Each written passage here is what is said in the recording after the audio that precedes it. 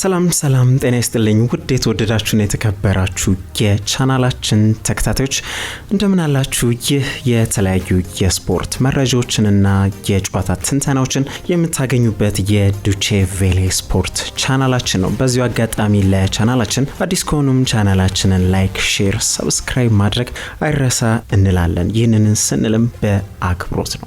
የዳኒ አልቬዝን ጉዳይ እናስቀድም። የቀድሞ የባርሴሎና ተጫዋች ዳኒ አልቬዝ ከዚህ ቀደም በ2023 በምሽት ቤት ወይም በናይት ክለብ ውስጥ ሴት በመድፈር ተከሶ ለ13 ወራት ያህል በእስር ላይ እንደነበር በስተመጨረሻም ግን በዋስ እንደተለቀቀ ይታወቃል። አሁን ዳኒ አልቬዝ ከሱ ጋር ተያይዞ ያቀረበው ይግባኝ ሊያሸንፍለት ነው የቻለው። ይህም ማለት ተፈርዶበት የነበረው የ4 ዓመት ከግማሽ እስራት ፍርድ ቀርቶለት ወይም ተነስቶለት አሁን ላይ ነፃ ሊወጣ ችሏል ማለት ነው። የስፓኒሽ ከፍተኛ ፍርድ ቤት አልቬዝን ነፃ ሊያደርገው የቻለውም እስካሁን በተደረገበት ምርመራ በቂ የሆነ ማስረጃ ባለመገኘቱ እንደሆነ ተገልጿል። በዚህም አሁን የዳኒ አልቬዝ መዝገብ ተዘግቷል ማለት ነው። የቀድሞ የባርሳ ተከላካይ ተጫዋች በሙያው የመጨረሻ ክለቡ ፑማሶች እንደሆኑ ይታወቃል። ለዩቬንቱስና ሴቪያም ግን መጫወቱ የሚዘነጋ አይደለም። ለምዕራብ ለንደኑ ክለብ ጥሩ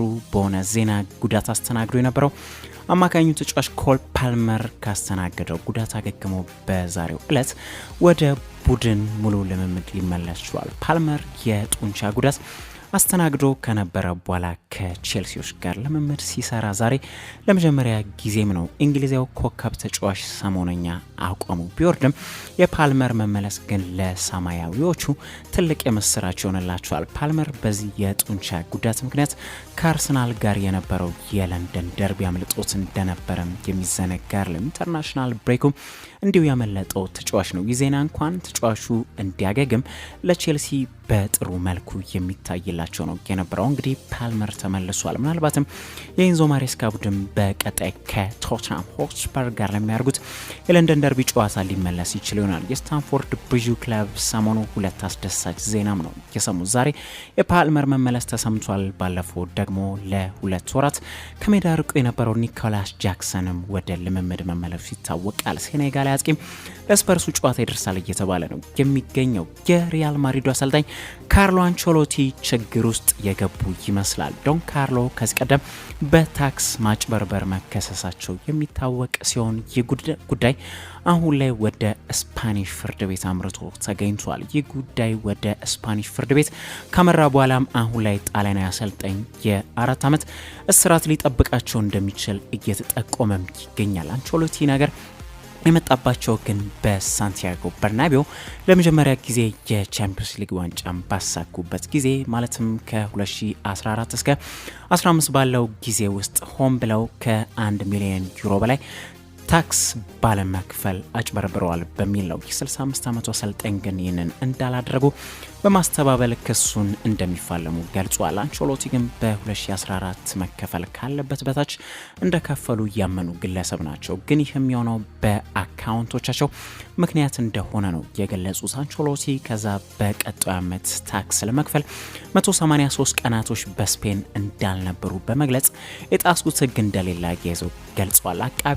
አቃቤ ሕጎች ግን አንቸሎቲ እስከ 2016 ድረስ ባየር ሙኒክም ባለመያዛቸው ከሪያል ማድሪድ የሚገኘው ገቢ በዛ ጊዜ ዋነኛ የገቢ ምንጫቸው ነበር እንደሆነ እየገለጹ ይገኛሉ። አሁን እንግዲህ ኤክስፒሪየንስድ አሰልጣኝ የሆኑት ጥፋተኛው ነው ከተገኙ የ4 ዓመታት እስራት እንደሚጠብቃቸው ነው የተገለጸ የሚገኘው። ዶን ካርሎ በአፕሪል 2 በነገራችን ላይ ፍርድ ቤትም የሚቀርብ ይሆናል። ይህ ማለት ሪያል ማድሪዶች በኮፓ ዴል ሬይ የመልስ ጨዋታ ሪያል ሶሲዳድን በገጠሙበት በነጋታው ይሆናል ማለት ነው። ለማንቸስተር ዩናይትዶች በተሰማ ጥሩ ዜና ጉዳት ላይ የነበሩት የማንቸስተር ዩናይትዶቹ ተጫዋቾች ወደ ልምምድ የተመለሱ ሲሆን ከሜዳ የራቀ የሰነባበተው ሉክ ሾው በዛሬው ዕለት ወደ ልምምድ ሊመለስ ችሏል። ተደጋጋሚ ጉዳቶች የማያጡት እንግሊዛዊው የመስመር ተከላካይ ተጫዋች ዘንድሮ በጉዳት ምክንያትም ለማንቸስተር ዩናይትድ 3 ጨዋታዎችን ብቻ ያደረገ ተጫዋች አድርጓል። ከሾው በተጨማሪም ግን ቀይ ሰይጣኖቹ ጉዳት አስተናግደው የነበሩት ሌሎቹ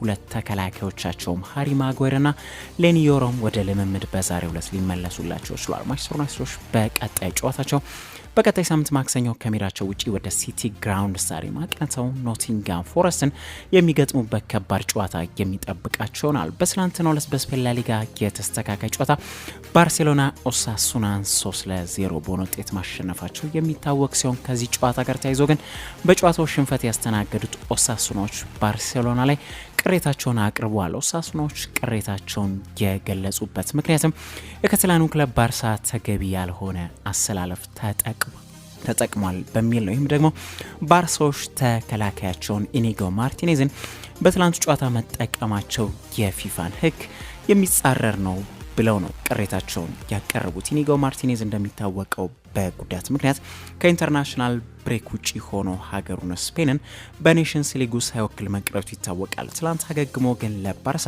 መጫወቱ የሚታወቅ ጉዳይ ነው። ታዲያ የፊፋ ሕግ ደግሞ እንዲህ አይነት ክስተት ሲከሰት አንድ ተጫዋች ከሀገሩ ቀርቶ ለክለቡ ለመጫወት 5 ያህል ቀናት መጠበቅ ያለበት ሕግ ተደንግጎ ተቀምጦ ይገኛል። በዚህ